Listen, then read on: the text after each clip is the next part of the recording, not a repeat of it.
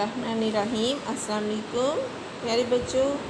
उर्दू दूसरी जमात सबक number 9 page number 56। आज हम इसके आंसर क्वेश्चन करेंगे।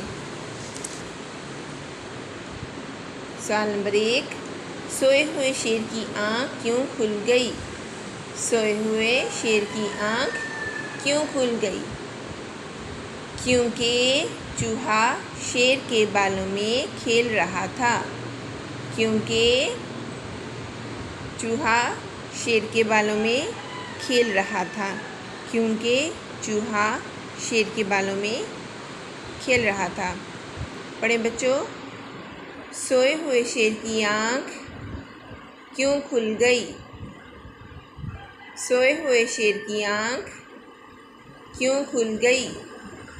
आंसर, क्योंकि चूहा शेर के बालों में खेल रहा था। क्योंकि चूहा शेर के बालों में खेल रहा था। सवाल नंबर 2, शेर ने चूहे को क्यों जाने दिया?